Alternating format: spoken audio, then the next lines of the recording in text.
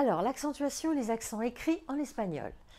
D'abord, la règle de l'accentuation, autrement dit, la place de l'accent tonique. Premièrement, tous les mots espagnols terminés par une voyelle, ainsi que N ou S, portent l'accent tonique sur l'avant-dernière syllabe. On les appelle en espagnol palabras lianas.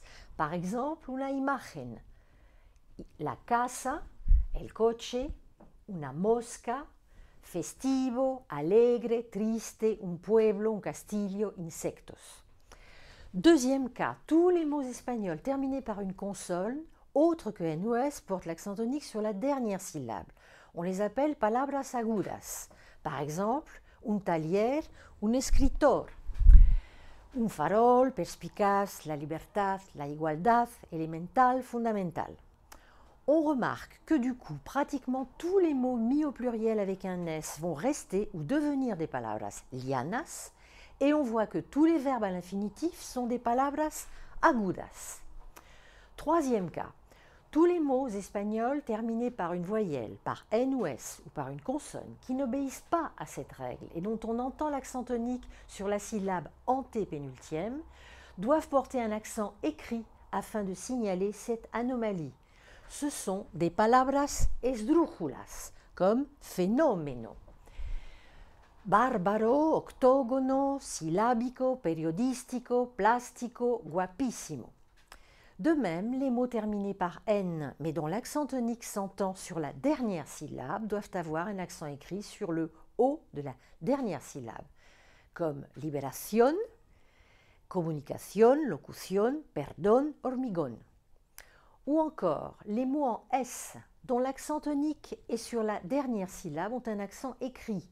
Par exemple, el inglés ou marqués. Deuxième règle, les accents écrits. Nous venons de voir les accents écrits qui marquent un déplacement de l'accent tonique, ce sont des accents phonétiques. Dans cette catégorie, il y a d'autres accents phonétiques qui signalent une diérèse, c'est-à-dire qu'ils servent à défaire une diphtongue afin de prononcer séparément deux voyelles. Par exemple, guapo, la diphtongue oué, mais on va dire una grúa, l'accent permet de prononcer le U et le A séparément. Ou encore, vous voyez ici, historia, pas de diérèse, geografía, diérèse, accent sur le I. Deuxième possibilité, les accents grammaticaux. Ils sont très importants et n'ont aucun lien avec la phonétique. Ils servent à distinguer des formes homonymes. Leur rôle est primordial en conjugaison en particulier car ils distinguent des temps verbaux aussi différents qu'un futur, cantara, par exemple, ou un imparfait du subjonctif, cantara.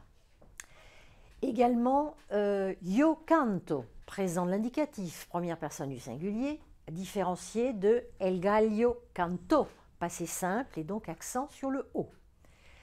Autre cas d'accents grammaticaux, dans une forme verbale avec des pronoms enclitiques, l'accent écrit permet de préserver l'intégrité du verbe et de le repérer. Par exemple, por favor, cuéntamelo, on va mettre un accent sur le E pour préserver le verbe. Cela veut dire raconte-le-moi. Terminaba siempre dándoselas. Même chose, dando, accent sur le A. Enfin, l'accent grammatical écrit permet de distinguer des homonymes au rôle très différent. Par exemple, il différencie l'article elle du pronom personnel elle avec accent, le démonstratif este du pronom démonstratif este, l'adjectif esta chica ou pronom démonstratif esta. En grammaire, c'est toujours celui qui a le rôle le plus fort, comme aux cartes si j'ose dire, qui porte l'accent pour distinguer par rapport à celui qui est plus faible. Rappelons enfin que tous les mots interrogatifs, pronoms, conjonctions et exclamatifs portent un accent écrit. Par exemple, cuando vendrás, accent sur le A, que dices, accent sur le E, por qué lo preguntas, accent sur le E. En conclusion, vous avez compris que les accents écrits en espagnol vont bien au-delà d'une simple question d'orthographe. Ils ont une utilité phonétique et grammaticale absolument capitale. Un bon conseil, apprenez votre vocabulaire avec l'accent s'il y en a un.